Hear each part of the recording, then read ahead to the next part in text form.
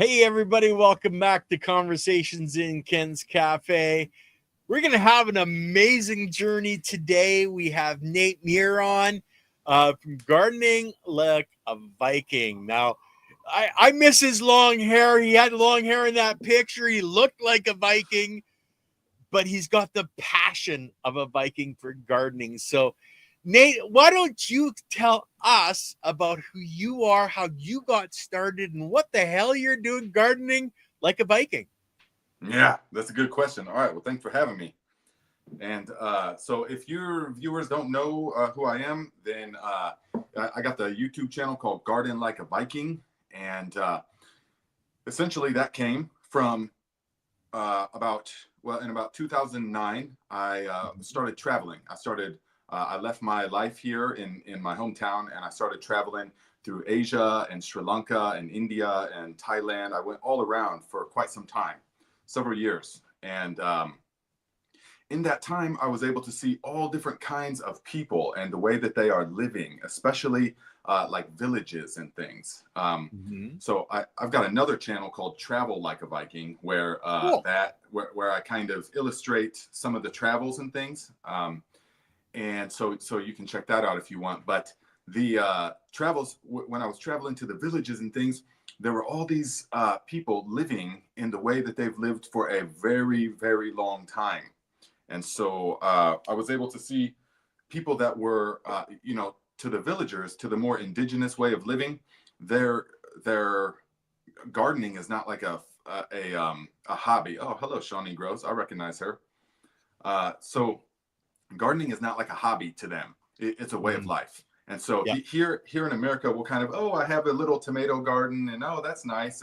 It doesn't really matter if it fails. It's a learning experience. It's all just kind of fun, and that's fine. But in Asia and in the villages and in like northern India, where I spent a considerable amount of time, it's not a hobby. It's not a way. It has to work, and so because they need to eat.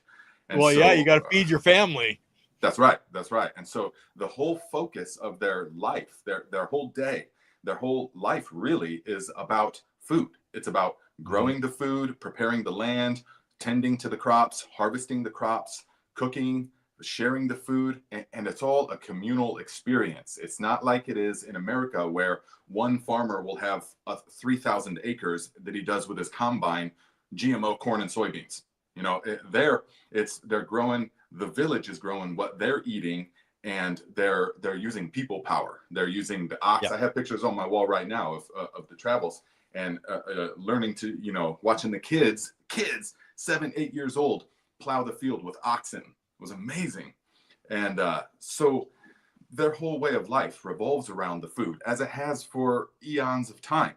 And it's only in the very recent future that we have got away from that. Yeah.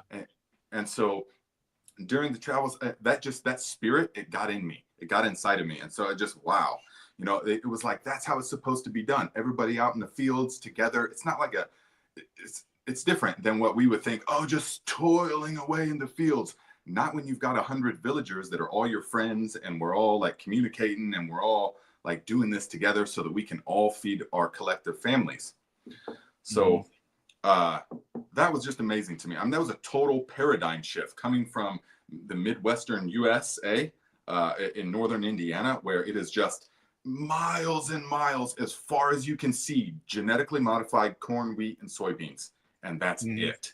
And we've just cut down all the trees, and that's it. Just corn and soybeans. You can drive for hours on end, and that's all you see is oceans of corn and soybeans. So so farming was all the big machinery and stuff like that. And so during my travels, that spirit got up in me. And so the Like a Viking thing was, one, to honor my ancestry, which is Norwegian. And so, my ancestors were literally the Vikings. And so that spirit of exploration, that spirit of sort of, if you want to call it conquest, but conquest of our own self, through learning about the world around us. That's really what sort of inspired it. Okay.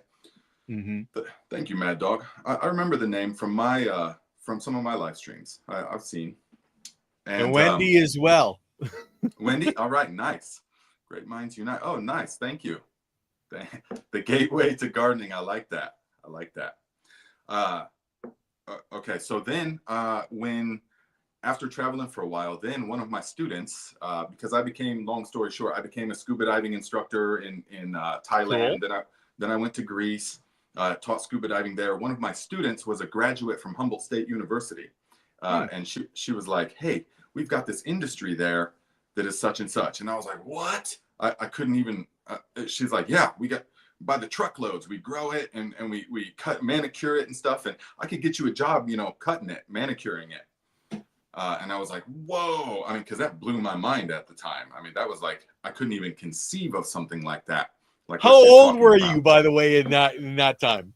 22, something like that. Oh, I mean, yeah. Oh, I was really had the fire, all right. And I loved that plant for many years already, and then so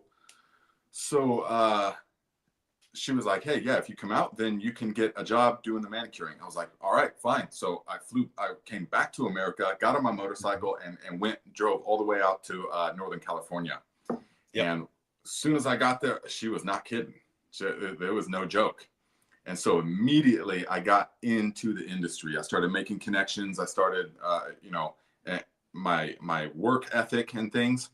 They really liked that. So I just worked my way up and spent basically 10 full seasons in Northern California and eventually becoming like a head grower on a medium-sized commercial farm. Yeah. And so that is where I got the roots. And then after in 2018 or 19, when it all collapsed, the sort of industry, the sort of bottom fell out of it. Yeah.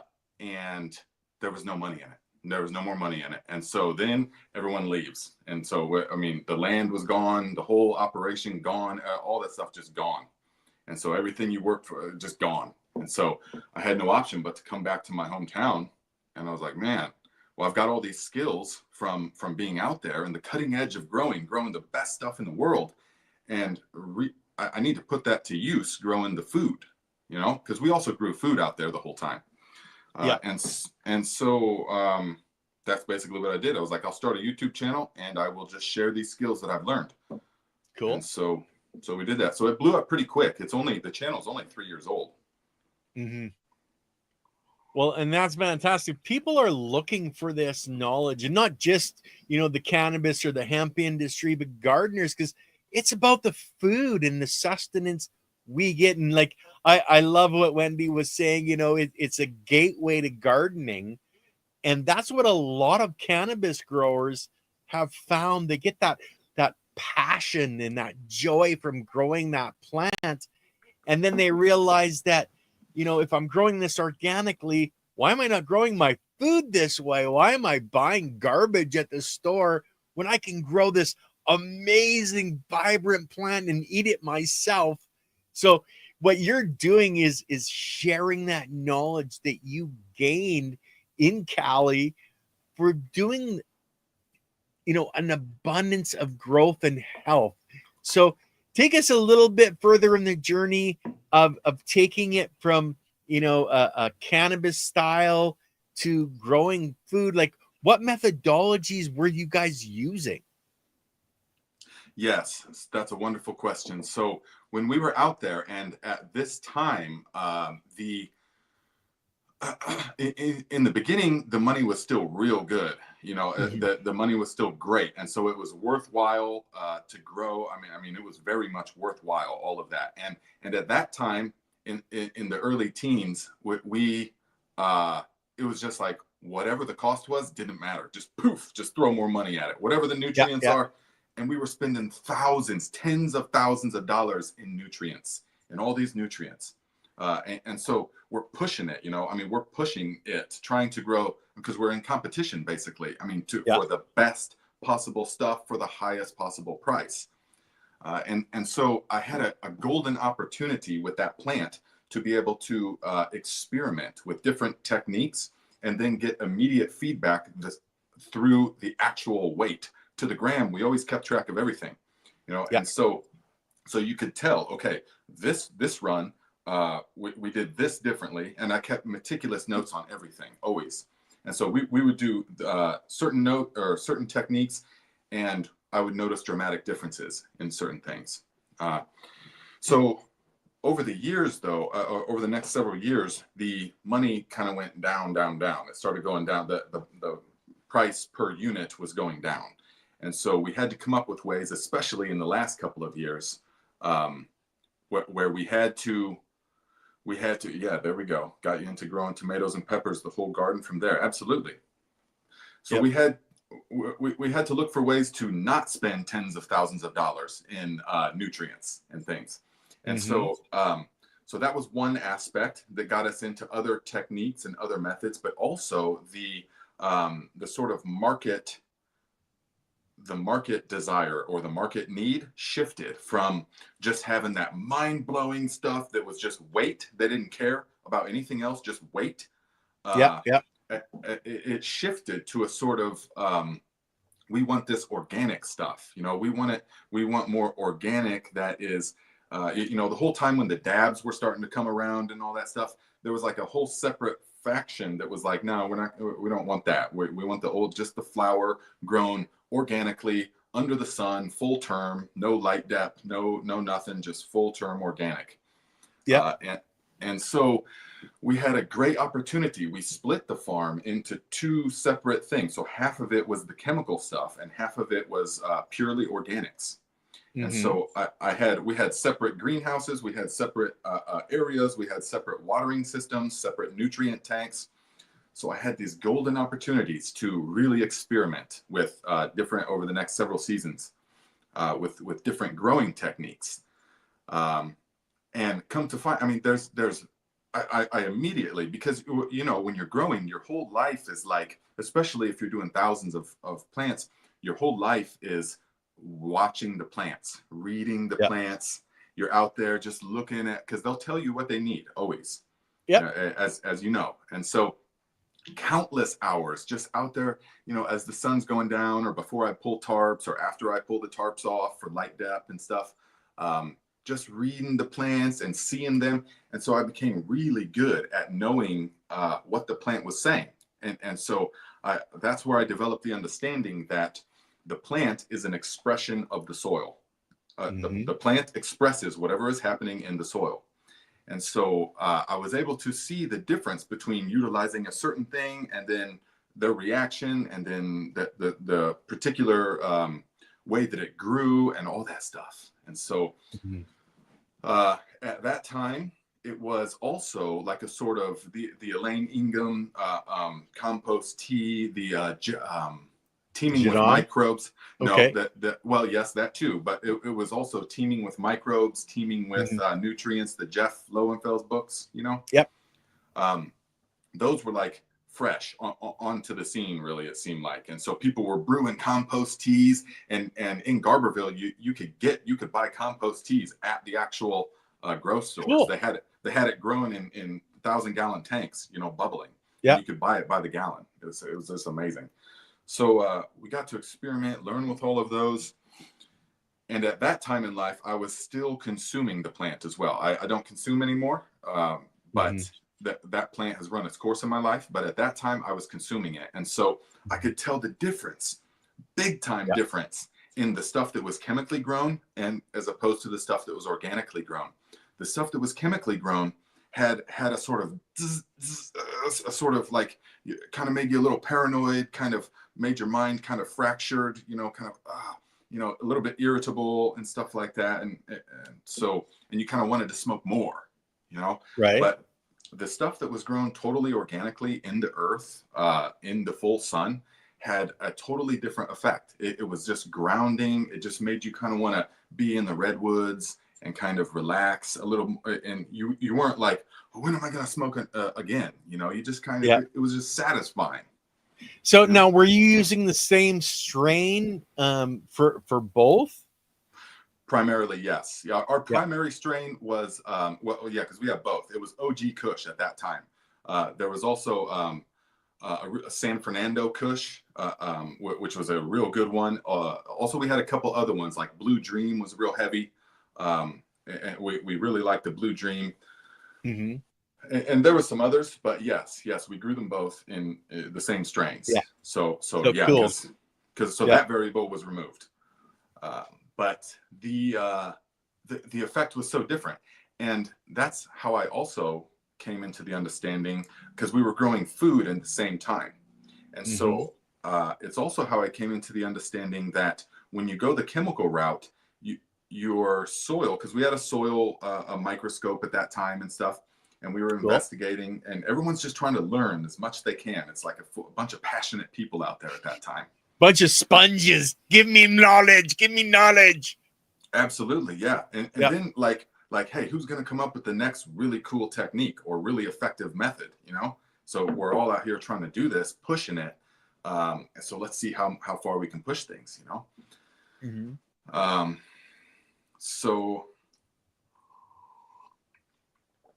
So then I came to the understanding that utilizing the chemical things, we had to, your soil dies in a sense. Now, a lot of people, your viewers would understand this, but a lot of people think of soil as dirt. And dirt is what you get under your fingernails. But soil is a combination of sand, silt, and clay plus microbes, life.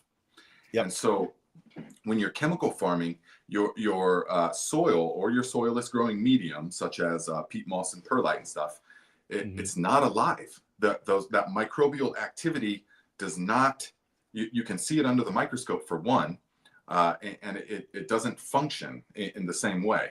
And so you can see progressively less numbers of these soil microorganisms, which I know this is repetition for your viewers, but the nutrient cycling in the natural, in the organic way, relies on the soil food web, of course, which is the first thing, and this is what I tell my viewers all the time, that no amount of manure or fish or alfalfa meal or anything that you put into the soil is going to directly be absorbed by the plant organically.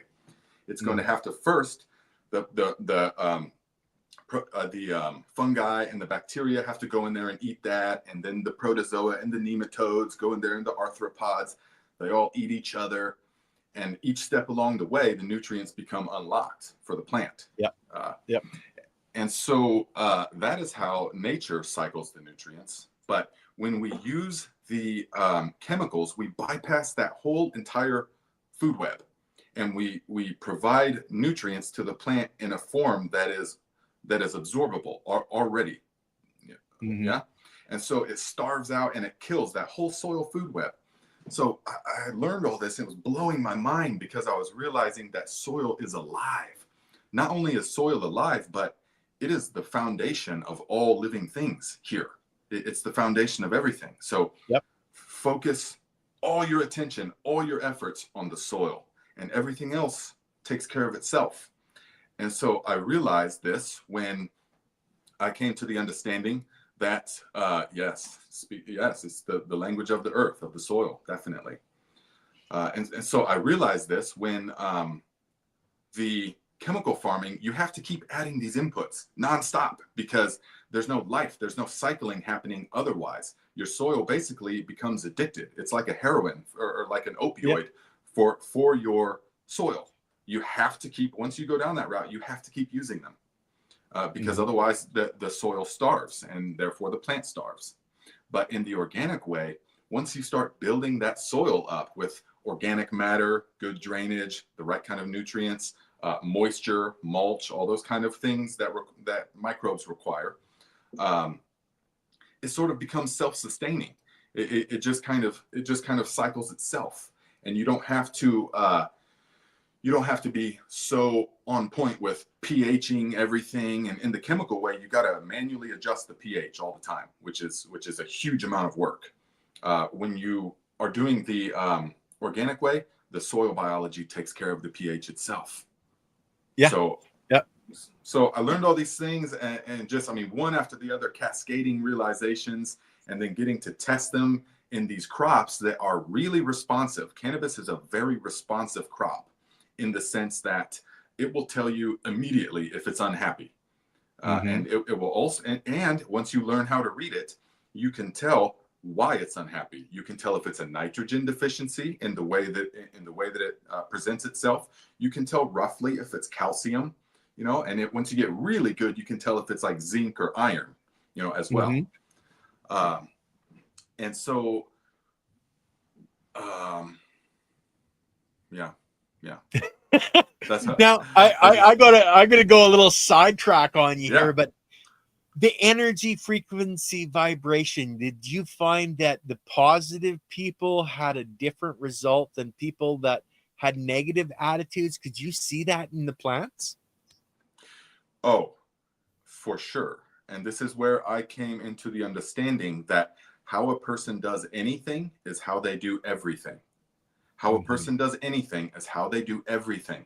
So when you see these people that are super disorganized and stressed out, and life is just a problem, life is a struggle, things are difficult all the time, one problem after the next, that's how they do everything. And the plants absorb that sort of energy. They absorb the vibrational energy, but they also, but also in a very real sense, all the little habits that a negative person has are detrimental to a thriving crop.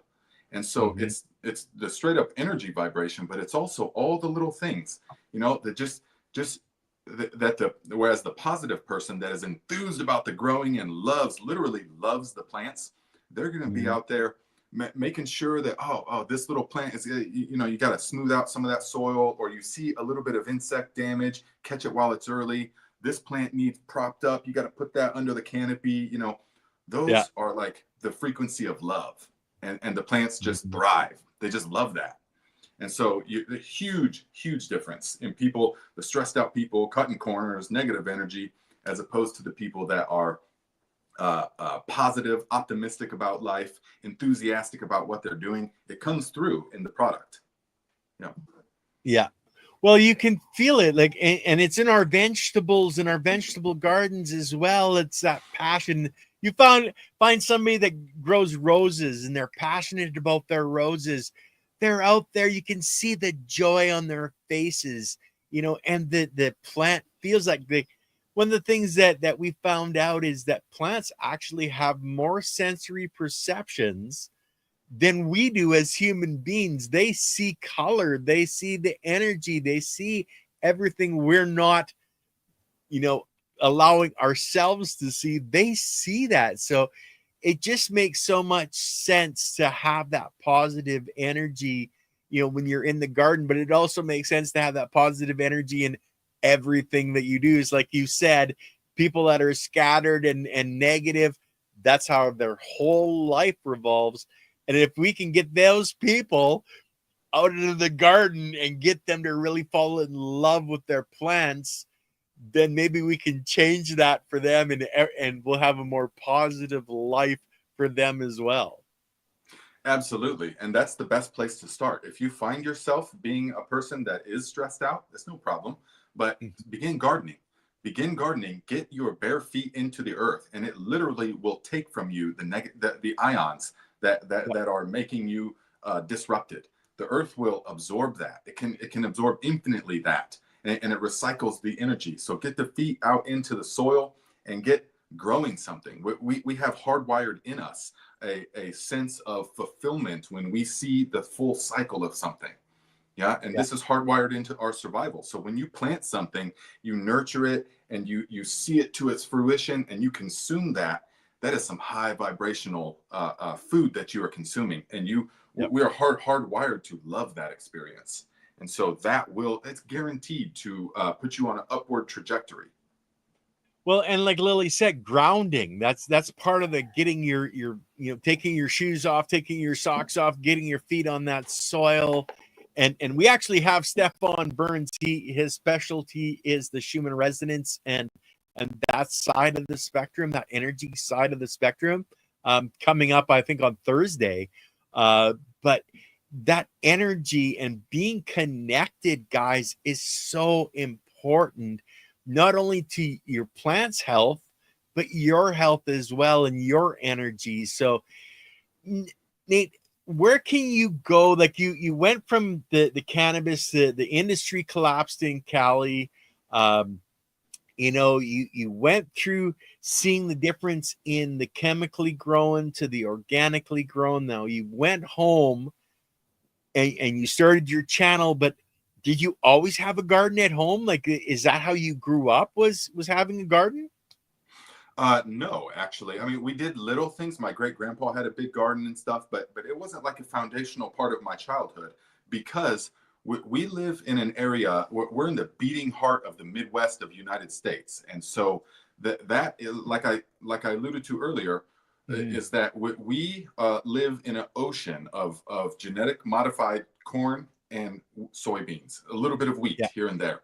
And so for me, growing, gardening or farming was that. It was a huge machinery going through the, plowing up the earth and dust and everything like that. And most of those farmers, they're not even growing their own food. That they might have a little garden with some tomatoes because they like BLTs or something, but they're not like, you think, oh yeah, we're in the Midwest where they're growing their food, but they're not. No, they're growing corn syrup. They're growing corn syrup solids. They're growing ethanol. They're growing cattle feed. That's what all that stuff's used for. So it's not like a rich tradition of growing your own food around here. It's even though it used to be. It used to be, and then they got mega farms. I know we've got them in Canada as well, and it's a sad life for people like us that really understand this to see that. But so you're back in your hometown and you're starting your journey on gardening in your own backyard. Yes, because when I was traveling, it just makes sense. So in America, we have this phenomenon called a yard, called a lawn. And so in the rest of the world, they don't really have that. Even in the Western world, I spent time in Greece. I spent time in lots of parts of Europe. I traveled all over Europe. I've been all around. And so even in the Western parts like Greece and things, if you have a section of land, you're not mowing your grass, having like a lawn, like this huge wide open space that you've got to mow. You're growing food. They're all growing something. And so especially in Asia, there's no like manicured lawns, because what's the point? I mean, it doesn't make any sense. It's not adding anything to the ecos, So I could rant a long time about the American lawn, but so when I came back, it was just like, I felt like I felt a little bit silly just mowing the lawn, and so this house that I'm in, it's 100 years old, and it's in the city, but it's not like downtown, but it's in the city. But it's fortunate to have a very good sized backyard. And so I was mowing the lawn, just thinking, this is so ridiculous. I feel like such a tool, And so I'm going to grow my own food, of course. And so I just immediately started utilizing all the same principles, all the same stuff, left the chemicals completely behind, of course, and just started growing my own food. Absolutely. And at first, because when I came back from the mountains, I had zero money. All the money was gone. That's for sure. And so when I came back, it was like, how am I going to grow the maximum amount of food for the cheapest, for as close to $0 input as possible? Not totally free, but as close to zero as possible. That's what I need. And so for that, I called upon the skills that I learned in California, this whole system called JDOM. And so that's how that's as close to the free as far as a system goes as you can get. Now, are you focused more on the Jadam side or the Korean natural farming side? Because guys, there are two separate things. Jadam, you have still a lot of chemical usage, and with Korean natural farming, you don't. So are like, I know I mentioned Jadam before, but which one are you more focused on? I kind of they have different strengths and weaknesses, definitely. Yeah. So the KNF founder was the father. Was the father of Young Sung Chao. Yeah. Was the father of the so what sort of my understanding, and through reading the books and through discussing and things. So what I really feel like happened was that Young Sung Chao was like, hey, Dad, look. We got a great system going on, but can we just kind of distill it? Because it's kind of really complicated. The KNF is very much, it's kind of for people that love to like make little potions and do all kinds of little, ferments and extracts and all. Right, right, right. Me I've too. actually, I don't know if you've heard of Chris Trump. He's the Of one that course. really got it into North America. We actually have him on next Monday before Gerald Pollock, the fourth phase of water. So, the KNF side guys we're going to have on with Chris Trump next Monday. But I'm sorry, Nate, go on. Oh yeah, no problem at all. Chris Trump is a huge gift Yep. to the whole industry. I mean, to the whole natural farming altogether. Now he's specifically really KNF, and so I never got that kind of tribal. Well, the KNF is my tribe and J Dom's yours. A la carte. Yeah. A la carte. So I make labs all the time.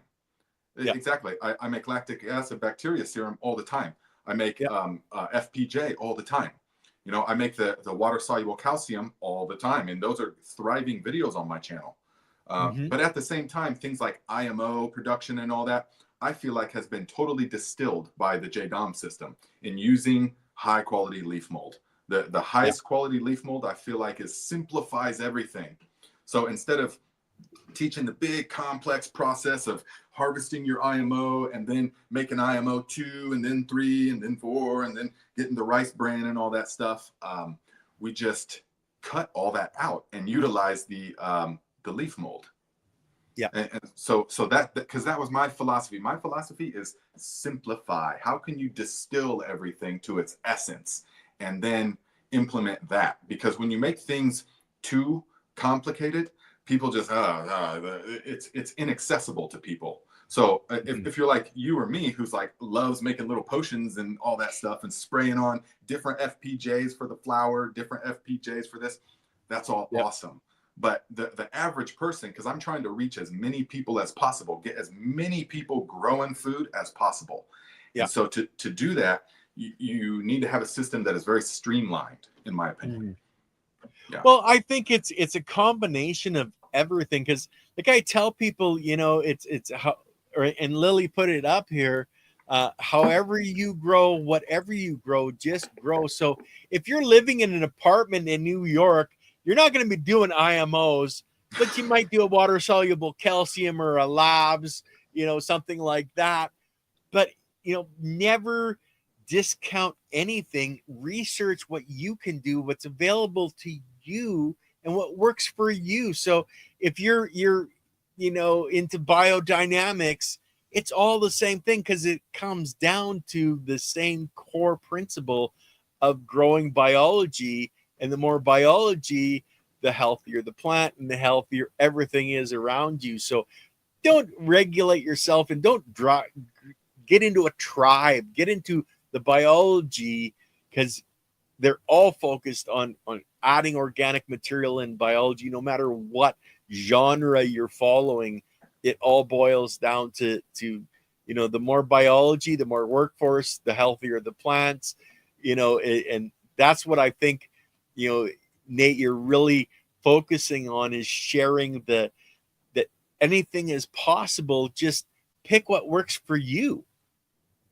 Yes, that's exactly right. Yes. And my big thing is that a lot of people will get lost, totally lost in the minutiae of what is happening on this scientific level and stuff like that. Now, I know that you've got all kinds of, just from our talking, I know that you've got several PhD people on your channel. Fantastic. I mean, I'm all about that kind of stuff. But for me personally, I only understand that stuff in so much as I need to understand the effect, to produce the effect. And so for me, nutrient dense food that is thriving, bursting with life, so that I can eat it and then thrive and burst with life. And that's the whole goal. So how much of this soil biology and stuff do I need to understand? Quite a bit, which I do, of course. But there came a point when I was like, okay, I don't really need to go further, deeper and deeper and deeper into the tiniest little minutiae where people are debating about, which thermophilic or which conditionally anaerobic so microbes and stuff. That's fine, totally fine if you are into that aspect of it. But I'm into the aspect of using that as a tool to grow the best amount of food. And so once you understand the system about the biology and how the soil is literally everything. And once you understand that, then you can look at all these other systems and learn as many different systems as you can. That's my philosophy. Learn as many different techniques for doing things as you possibly can. That way you can custom tailor it to whatever situation you have on hand at the moment. So so for example, if I hadn't spent the time to learn all of the JDOM or the KNF stuff, and I only knew the expensive nutrient side of things from California, when I came back here, I'd been lost. I'd been like, well, I don't have thousands of dollars, so how am I going to grow food? You know? Yeah. But I had took the time to learn all these other techniques. So I was like, no money, no problem. I can grow. I know exactly what to do to grow food. Yep. Well, and that's the thing, and you saw it all over the middle, the Orient, etc., all over the world, where these people, they're not going out and buying all these chemicals. They're using what's in and around their farm to make their own, life into the soil and grow healthy, vibrant plants that we don't see in North America.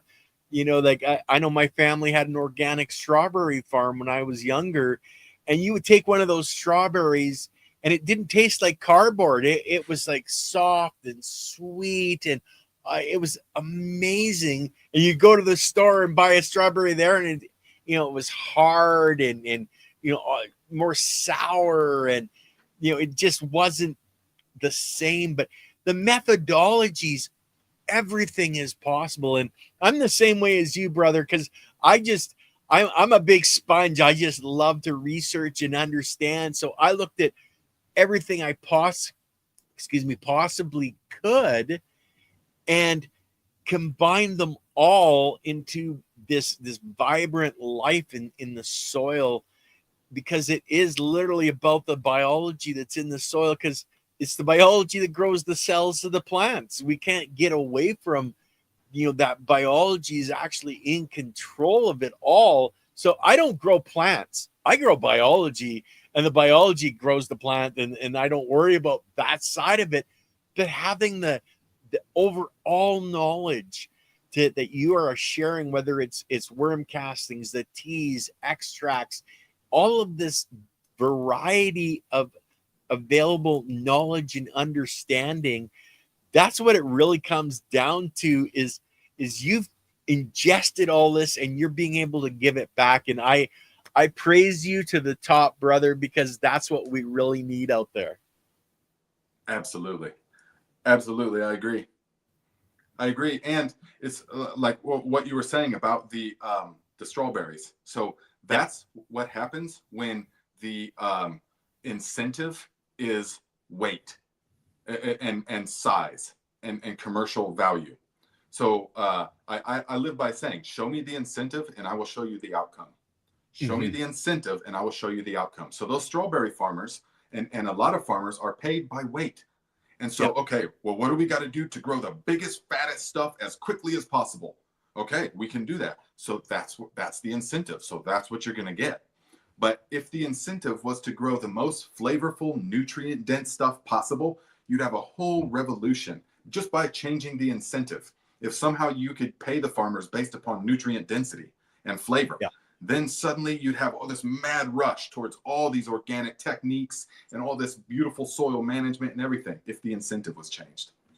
I think what needs to change is what happened in the cannabis industry with all the testing. If we were testing all the other crops, there'd be nothing in the stores. There's a really big incentive to change. But we do have a several questions from Shawnee Grows here.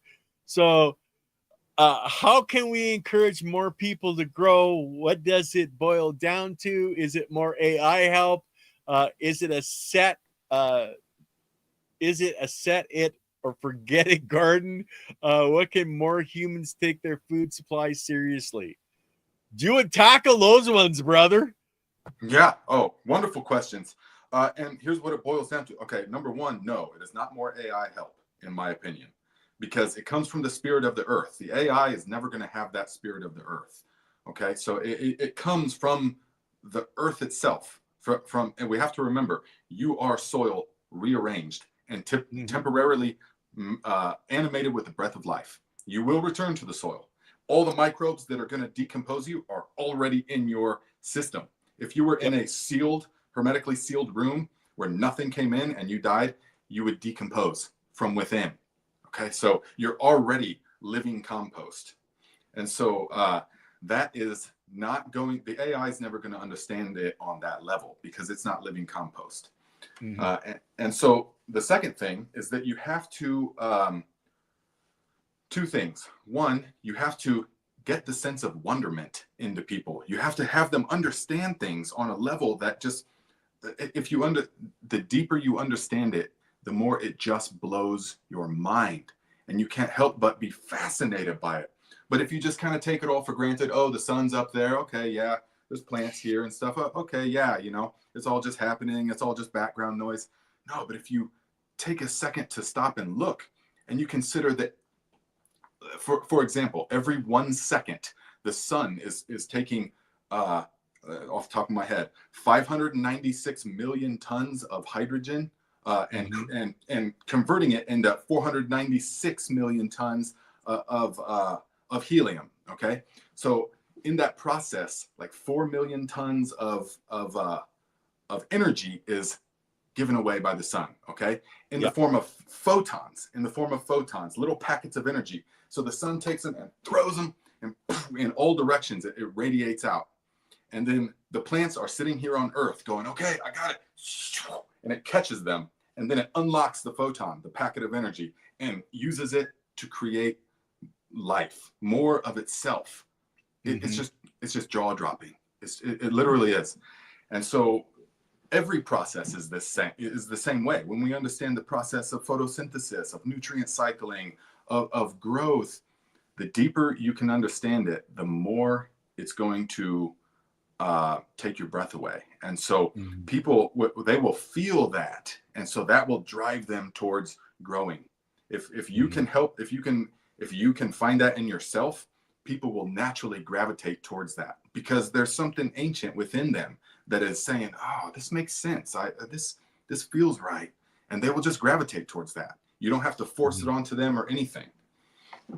So, well, it's creating that wonderment. And like, do you interact with school kids at all, or are you pushing that side of it to get the younger people into growing and get that wonderment?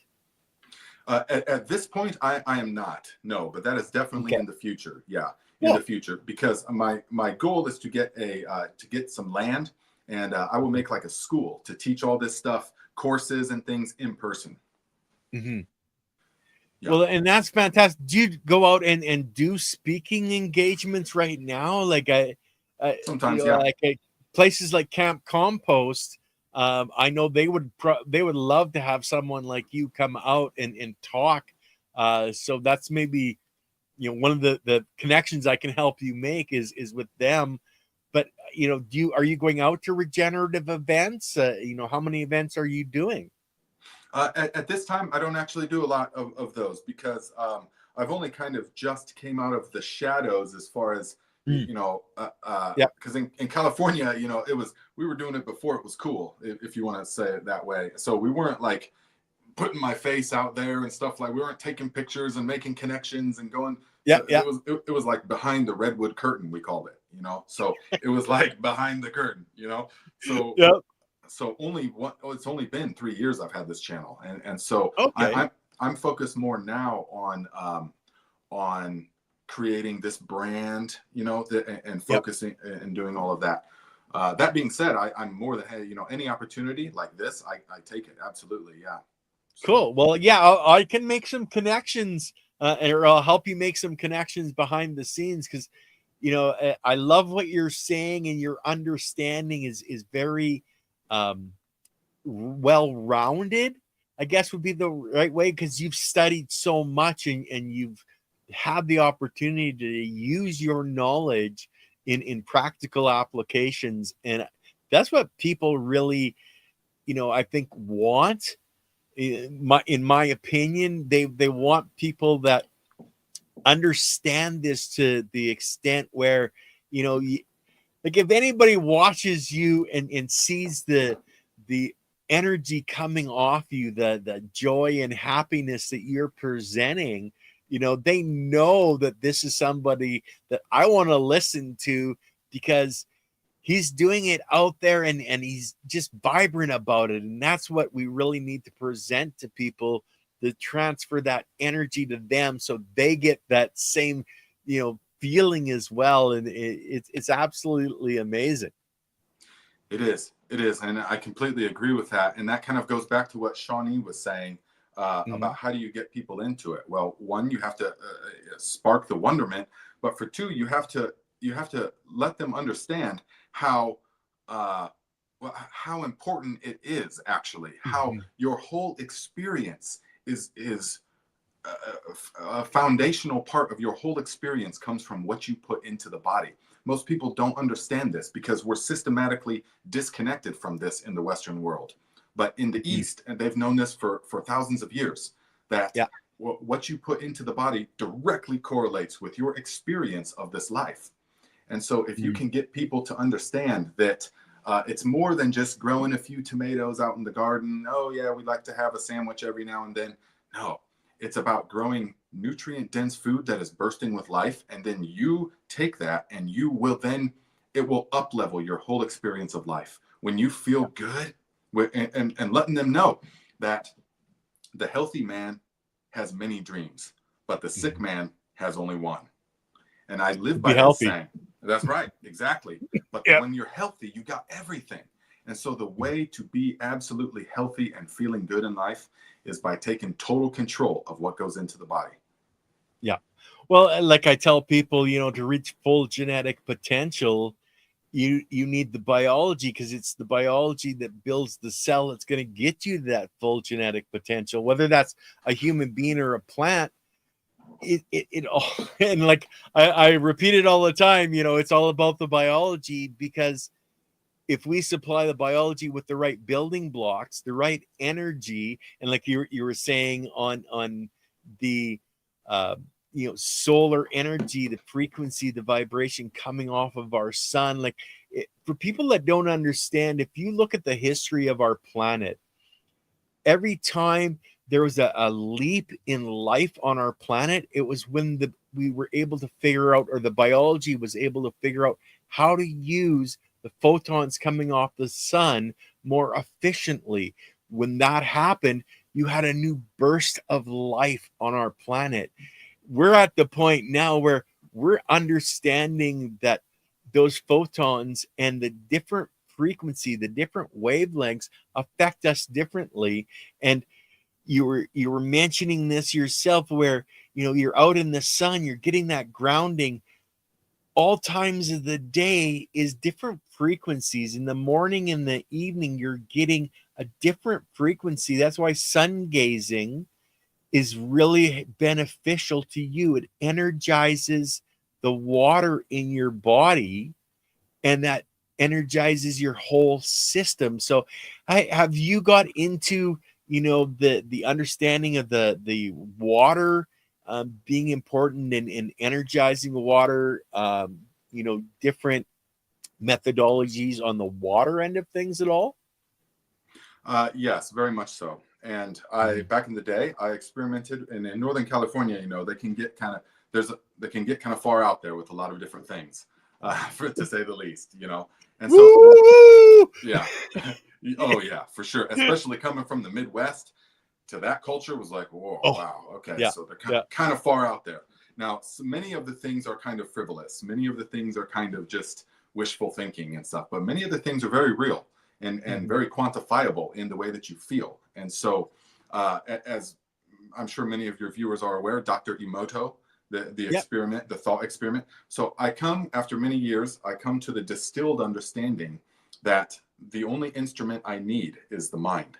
The only instrument to bless the water is my mind and the way of living and the way of nurturing the plants and the way of nurturing yourself and the way. So yes, absolutely. The way that you nourish the plants and the way that you understand things and the energy that you imbue into things, the water immediately absorbs that and holds on to it. And then your plants get that and they're just happy. It's what we said about the person that's got a chaotic mind and they're kind of fractured and they're irritated. Well, if you guys aren't aware, look up Dr. Emoto and that experiment. Okay, very, very well known, very good illustration of what the ancients in places like India already knew for thousands of years. That the thought energy is what determines the manifestation, and so it's everything. And so we bless the water, but after enough time, your whole life becomes like a blessing to it. Your whole life kind of flows with it, and so yes, it's very important. It absorbs thoughts, and it absorbs frequency and energy, and it's like a battery in many ways. But I don't need any, for me personally, I don't need any external source to tell me any of that anymore. I utilize the greatest instrument that there is, the mind. Yeah. Well, and you're creating structured water. And when you're transferring love and positive energy into your water, and then you're consuming that, you're feeding it to your plants, it has an amazing, amazing effect. Now, for the scientific side of it, guys, we've got Gerald Pollock, the fourth phase of water, and he's went deep into understanding how this all functions. So that's next Monday as well. But the scientific side and the energetic side is slowly coming together. It's like understanding our aura. Well, that was woo-hoo back in the 60s until they invented the camera that can see it. And then it was, oh, well, this is scientifically proven that this is actually the truth. But it started out woo-hoo. It's like the conspiracy theories I had 20 years ago have all come into scientific fact. They're no longer conspiracy theories. I keep looking for new ones, but it's the understanding, guys, that you have this power inside of you. You can heal yourself through the power of your will and your mind if you accept it within yourself. Like there's a wonderful quote: whatever the human mind can conceive and believe, it can achieve. But you have to have unwavering belief that it's possible. Absolutely. Yeah. Well, yeah, we're definitely vibing on the same level with all of that. Absolutely. Yeah. Yeah. And I say this to my crew all the time. And I say, you have to remember, where attention goes, energy flows. Where attention goes, energy flows. What you give your attention to is where your energy will flow. You are an energy in motion. Your being is constantly, it's not creating energy, but it's harnessing it. It's redirecting it. And so you have to understand the importance of where you are directing that energy, and where you direct it. We call that attention. And so you direct it towards the problems and towards all the little petty, insignificant details and stuff. Your life will become full of trivial, nonsensical irritants, and your plants will suffer, your life will suffer. But if you direct that, meaning you give your attention momentarily to a problem if it needs it, of course, but you take care of it, and then you're on to the next thing. And you're thinking, man, what am I grateful for? What things am I grateful for? And that's where your attention goes. That's where energy flows. Life will give you things to be more grateful about. And this has absolutely been my life experience. Well, it's the synchronicity of life. When you're focused on moving forward positively, all of a sudden, that problem you were having disappears because the solution materializes in front of you. If you're taking that step forward, like they say, the first step of 1,000 miles, or the journey of 1,000 miles starts with that first step. Well, guys, you can take the first step all day long, but if you don't take the second, the third, and the fourth, moving in the right direction, you're stuck in that first step, and you're stuck in that rut of life, of what they say we're supposed to be living in. You have to step out of that. You have to step past that. Like Nate said, if there's a problem, deal with the dang problem, but don't focus on that. Focus on moving forward to that better you. Yes, absolutely. Couldn't have said it better. And there's also a saying in India, they say, how do you eat an elephant? One bite at a time. That's right. One bite at meaning, how do you do something that seems so insurmountable? You just do it one bite at a time. What step can you take right now? Just Mhm. do that action right now. The next step will present itself. Bite by bite. Next thing you know, the thing is done and you're on to the next thing. And your energy is focused in that way. And another saying that I live by is whatever you practice, you become good at. So if you practice complaining and focusing on the negative stuff and being overwhelmed, you become real good at that. Complaining. How many people do you know in life that just every time you see them, they're constantly, well, my health is here, this problem, and they're just always kind of stressed out constantly. And you're like, but haven't you been dealing with this stuff for like decades and nothing has ever really changed in your life? Yes, because they're becoming good. They've become really good at that. So. Oh, I know. Shawnee wants to know where you're going to be traveling next. Okay. Right. That's a great question. And to be quite honest, that spirit, that fire that brought me out into the world, it has been quenched for that kind of traveling. I won't be doing that kind of traveling again. We're just open-ended, no plan, just kind of drifting, in my 20s and stuff. So now that same type of fire and passion and energy is directed towards this, towards building and sharing the message, getting the land, building the homestead. It's just that same fire obviously is there, just redirected towards something different. So I have no plan to travel. I think it's that red beard that's giving you that fire, brother. Okay. Of course. Yeah, it is.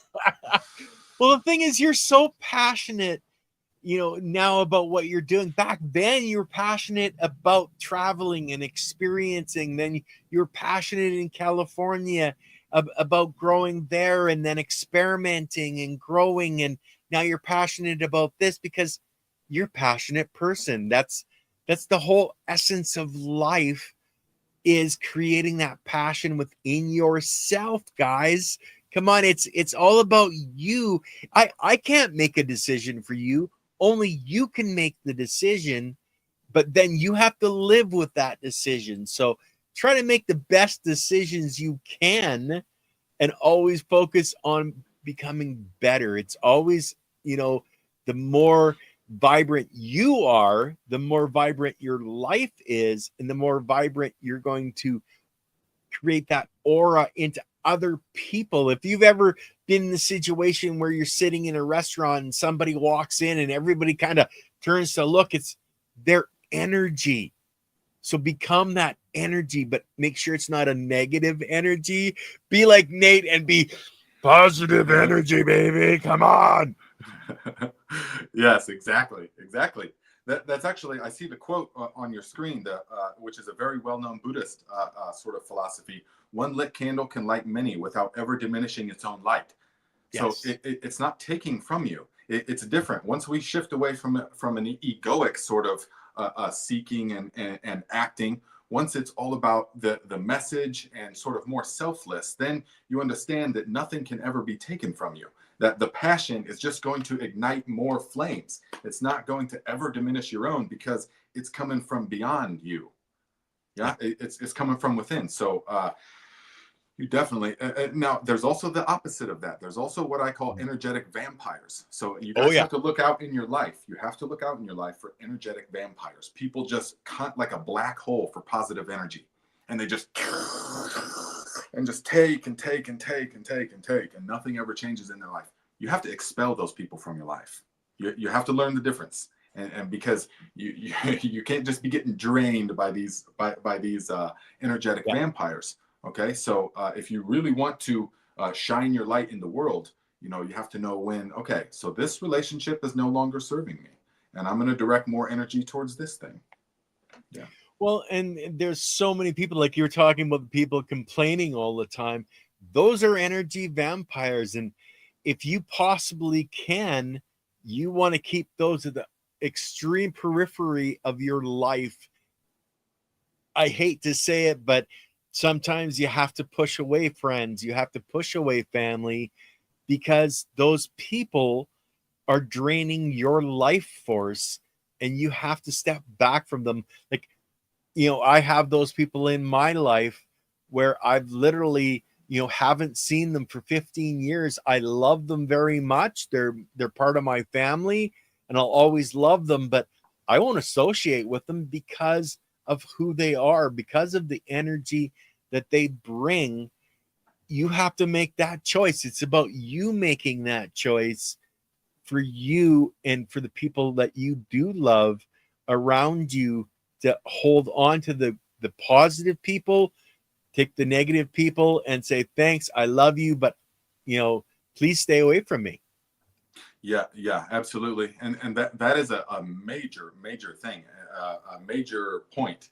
And a lot of people feel really like sad about it, like, oh man, I just can't do that to the people that I grew up with, or they feel like it's like they're doing something negative to the person. But all that's happening, if you understand it on an energetic level, all that's happening is that your vibrations have changed, and they're not in tune anymore. So, and it's not even a higher or lower thing. I don't even, the ego likes to think, well, I'm vibrating up here now, so all these people down here, that's just another egoic trap. But as you sort of raise your vibration, you just naturally vibrate out of people's life, and that is perfectly fine. It's nothing personal against them. It's just the law. It's the way that it works. Yeah. Well, exactly. It's like, I don't know if you've ever heard of quantum touch, but it's a healing art, kind of like Reiki and all the other ones, but it only deals with the personal vibration. So when somebody's been injured, you focus on yourself, raising your vibration through breath work. The higher you raise your vibration, when you touch and to take that injury in your hands, the energy of that person is naturally drawn to the higher frequency, and that's how their body will heal itself. You're not healing them, you're just bringing them up to match the vibration. But there's some people that it's really hard to be around because they keep lowering your vibration. They refuse to come up to your vibration because they're focusing on all those negative problems, dragging themselves down. So if you find yourself in the situation where you're around those types of people that just will not move up, I'm afraid you have to move away from them, from that environment, if you want to move yourself forward. And it's you don't have to say, I'll never see you again. Just, you have to just back away. Instead of spending a day with them, spend a half hour with them and then say, thanks, it was great seeing you, but I gotta go. So it's think of it that way of, you spend only so much time with that negative person, but you can never, ever, ever change them. They have to change themselves. You can be there for them. You can show them where they want to go, but you can never change somebody. You can only change yourself. That's exactly right. It's exactly right. And another saying I live by is that no one changes until they're inspired to change. So people are like, I wish he'd just stop drinking. I would tell him this and this, and I would try to show him. Don't even worry about it. They're not going to change until they're inspired to change. And once they're inspired to change, there's no stopping it. Then a whole new life awaits for them. Once they're inspired, then there's no stopping it for sure. But there's no telling exactly what is going to inspire them. So it's a wonderful thing, but you can take that weight off your shoulders of trying to change everyone else. And so you can change yourself from within, and everything else will make sense. And then that's exactly it. It's when you understand you can only change yourself and you can't, change them. You can take that responsibility that you thought you had in yourself to change them and understand where it doesn't matter. It's okay that you can't, smack them across the side of the head with a 2x4 to wake them up. They have to do that themselves. You can only be that lit candle, and until they're willing to do it themselves, until, like you said, they get inspired, then you can just stand there and hold up the torch but you'll never have them hold the torch beside you until they're ready to. That's right. That's right. Yeah. So we kind of went way off topic here. Let's get back to gardening. Right. So what's one of the, like, if I'm a very beginning gardener, okay, I haven't even broken land yet, what would be your first recommendation? Well, what is your goal? What is your goal? So you have to define the goal, okay? But back up for just a second. It's all connected. So we did get off topic, but it's all connected for sure. Well, yes. So as you know, so the people, if they are brand new to gardening, first thing you have to understand is, what do I want to do? Do I want to have a just a little hobby garden? Do I just want to grow some herbs because I like fresh cooking? We'll call that a kitchen garden. Okay. Or do I want like a salsa garden? Is it is it important to you to have all the ingredients to make your own fresh salsa each summer? You know, then that's great. Then that's a particular type of thing. But so you have to define your goal. So if your goal is food security, then you have a different set of parameters. So when I do consultations with people, and I do that, and if anybody wants a consultation, we do a one-on-one. You can email me at gardenlikeaviking@gmail. So you have to define your goal. And then once you say, okay, what I want to do is I want to grow a salsa garden. Say, okay, now we've got to focus. Okay. If you don't know where you're going, it's going to be hard to get there. So we've got to focus. You can expand from there. So take a bite-sized chunk, and then we're going to begin growing. And to begin growing, then we will, number one, look at the sun. Where is the sun? Number one. So many people don't give enough importance to the sun. They don't realize that all plants are solar powered. They are solar powered. There is no other energy source for the plant than the sun. Yeah. And so I do consultations with people, and I'm like, okay, let's go out to your garden. They'll take me out to the garden. You know, I'm on like a conference call, and they'll take me out there, and I'll see, they're like, there's my garden right at the foot of these massive trees.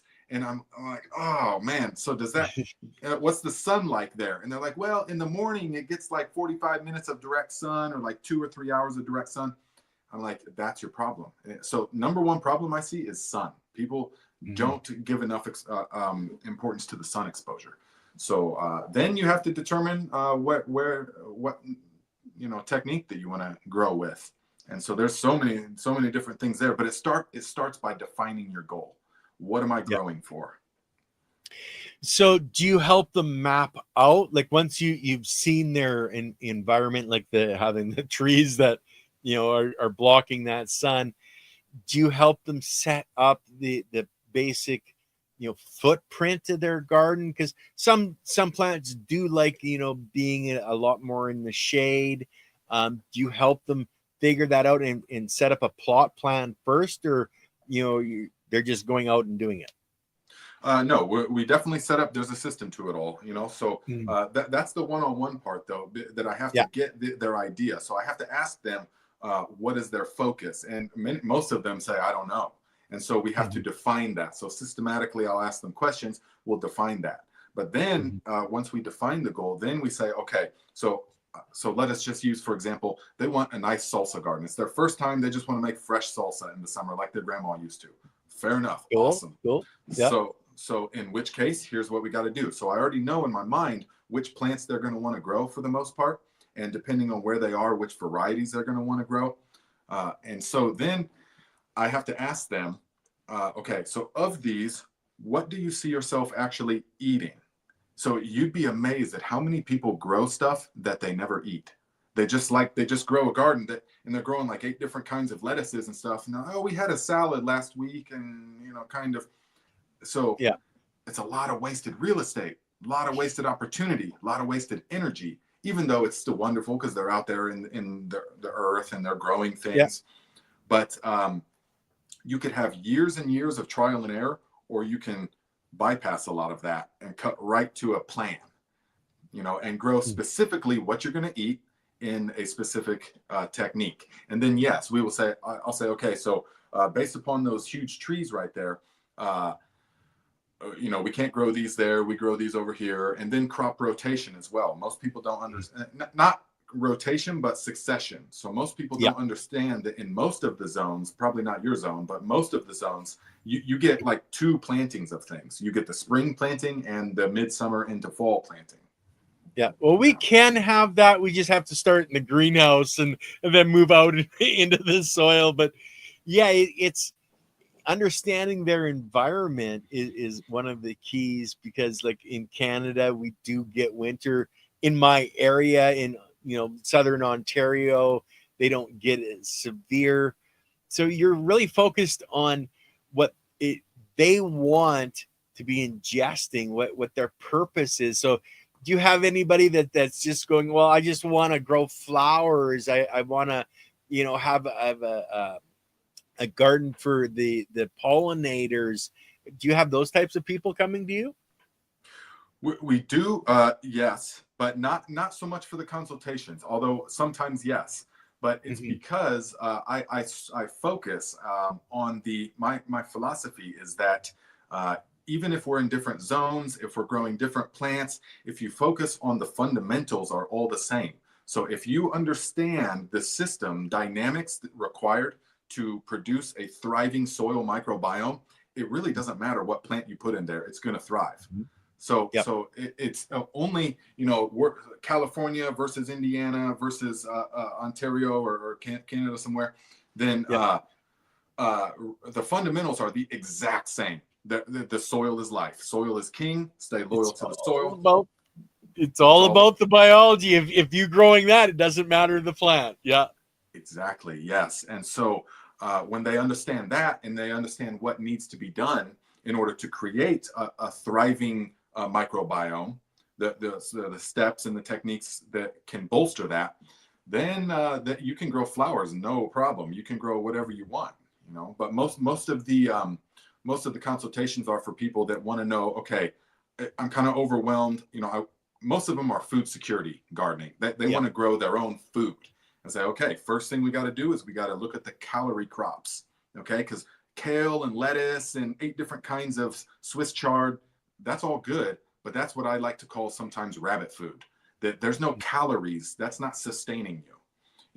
If you want a sort of survival or food security gardening, then you need to focus on the calorie crops. Number 1, potatoes, sweet potatoes, corn, beans, squash, those kind of things. Mm-hmm. Well, the higher carbohydrates, the more energy they produce in our bodies, although they, like potatoes, produce a lot of sugar in our bodies, but sugar is that calorie you need for energy to get out there, and grab an axe and go chop a tree down. If you don't have that energy, then you can't chop that tree down effectively. So high nutrition crops, do you get into fermentations or anything like that with them to help them for long-term food security? Oh yeah, definitely. We get into so there's many different aspects. There's the calorie crops, which are very important. Potatoes are also loaded with vitamins and minerals. Very, very good for you. One of the few plants you can survive for a very long time just eating potatoes. It is possible. But then we've got like the phytonutrient plants. That's what I call the phytonutrient crops. And these are going to be things like beets and carrots, although they're also calorie crops, but we juice these. So we have all different kinds of juices all summer long with parsley and beets and celery and all this kind of stuff. So we juice fresh almost every day, all summer long. And so that's like a vitamin mineral, flood for the body. It just absolutely loves all that stuff. And then towards the fall time, then yes, we get into fermenting for the winter, because our winter meals they focus around grass-fed, grass-finished beef. I've got a good relationship with my friend who is a beef farmer, and I get a whole cow from him at a time. Grass-fed, grass-finished, never sees a spot of grain or anything like that. And so I get that. And that's pretty much the focal point of every meal. And then it's a carb source, like a potato, sweet potato, or something else, a lot of white rice as well. And then it's a vegetable of a steamed vegetable. You know, we have that, or saute. We do lots of stir fries. Cool. So then when the wintertime is approaching, it's all ferments. The fridge is loaded with half-gallon mason jars of fermented vegetables. And so we have the meat and then fermented vegetables all winter long, many different kinds. Oh, and that's fantastic to hear. His, you know, like you were talking, you know, the potatoes. There's countries that, you know, the Great Potato Famine that, you know, took the Irish and the Scottish and, you know, the Europeans. A lot of those people had to get out of their own country because they lost the ability to grow that staple food. You know, like they had to come to North America.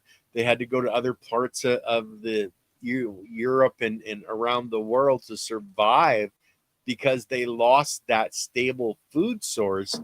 So having you teach people about, you know, the stability of these crops is fantastic. And then having them do the fermentations. I love the juicing. I know, like, you know, guys, carrots are really good beta carotene for your eyes. So, you know, that's one of the things that you're juicing that. And it really, we talk about particle size and, you know, having that, you know, molecule in suspension in the juice. It's easier for your body, your biology in your gut to take that and bring it into your body to help you be healthy and grow your body. So that's one of the keys, guys, is if you have the availability to have that fresh juice that you can have, you know, do it year round if you can, you know, grow in your house, you know, a little bit of carrots or, you know, microgreens or sprouts, things like that.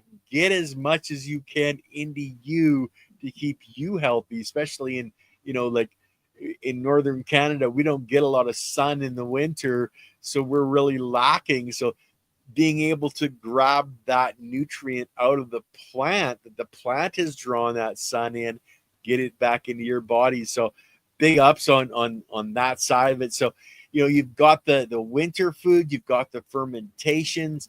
Where do they go from there? Well, I wanted to say one more thing about the actually about the juicing. So a lot of people, they don't understand the importance of it. They think that juicing, they just think of, you know, Jack LaLanne kind of, or Jane Fonda kind of thing, and kind of soft and stuff. No, juicing is majorly important. And for example, it is all about blood flow in the body. Okay. And so, for example, you juice beets and celery and parsley. Beets in particular, especially if they're grown in a bursting with life soil, they're going to be high in nitrates, and they're going to be high in certain compounds that enable the body to produce nitric oxide synthase, which is a vasodilator that is going to relax the blood vessels and is going to help more blood reach the brain, reach all parts of the body. And that's going to nourish the muscles, and that's going to have effects that dramatically improve your quality of life. So it's not like just having a little juice, Jack LaLanne. No, it's all about, very good. Yes, Silly Lily knows. It's all about the blood flow, nourishing the organs in the body. And so juices dramatically help you do that once you learn how to use them appropriately. We're not just drinking cucumber juice, which is still good, but beets, celery, parsley, green apple, that's the juice right there. Mm-hmm. Go ahead. Well, and that's amazing that you bring that up, because people don't understand just how important those micronutrients are to, you know, your health. Like the beets, especially, you know, they're that blood red beet, you know, you got blood red in you.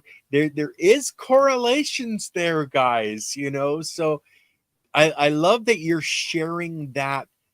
You know, I don't want to call it medical principles, because this is, you know, the indigenous people globally have known these things and have followed these practices, you know, since the beginning of growing things.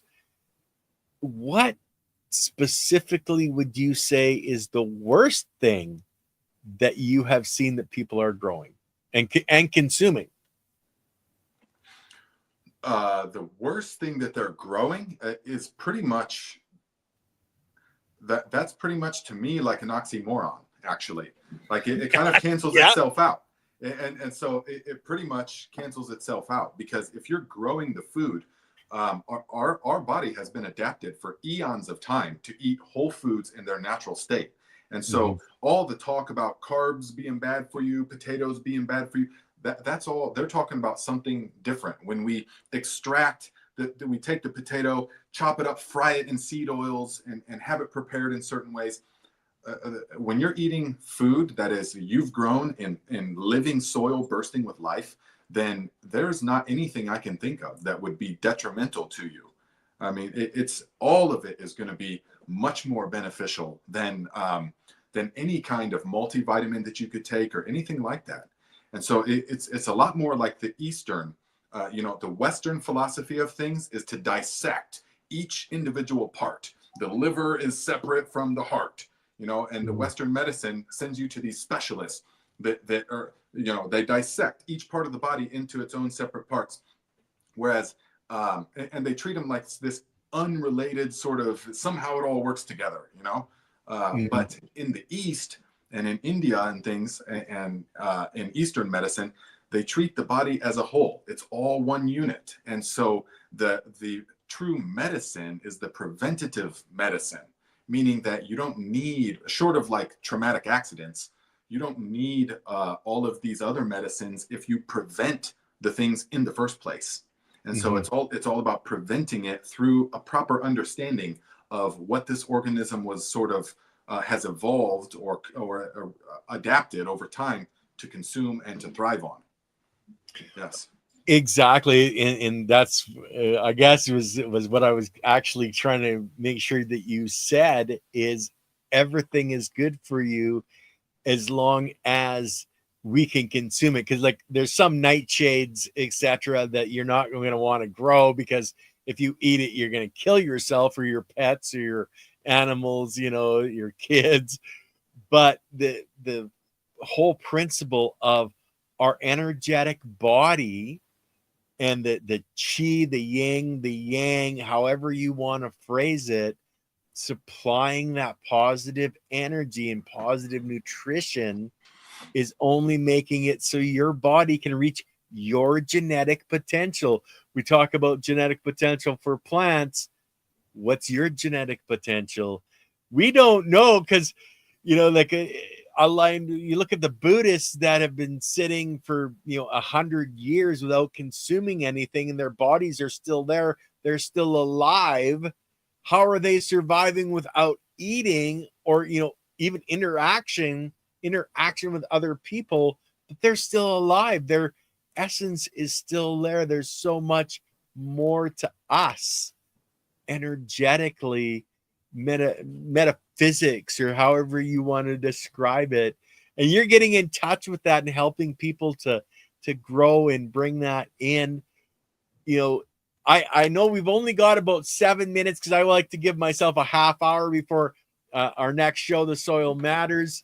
But give us your last insights on what you would say are the foundations of gardening that you see. If you go to my Instagram, right on the underneath my name, it just says, in the about me, it just says stay loyal to the soil. And that Cool. literally, that is literally, if I could sum it all up right there, just stay loyal to the soil. And what does that mean? It means do whatever is necessary for your particular consciousness to understand this system that we're a part of, this life support system. We are essentially on a life support ship hurling through space. And so the life support system, take the time to understand how it operates, and don't do anything, that's right, Shawnee, and don't do anything that would go against the natural order of things. So humans love to think we're so intelligent species and things, but a truly intelligent species would understand the system that sustains it and would never do anything that would harm that system or potentially disrupt that system.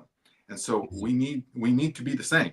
We need to understand that in this realm, on this world, it all comes from the soil. Your body comes from the soil. You are compost that has been animated, and temporarily you're renting this compost, and you will go back into the compost. It is 100% the only thing that's guaranteed in life is that you will turn back into compost. And so we can understand that, and then we can begin working with those laws, and we can simplify things for ourselves. And so, well, I love stay loyal to the soil, because like you said, we are the soil. We're the same microbiology, guys. It's all a collection of cells, whether it's plant, animal, or human.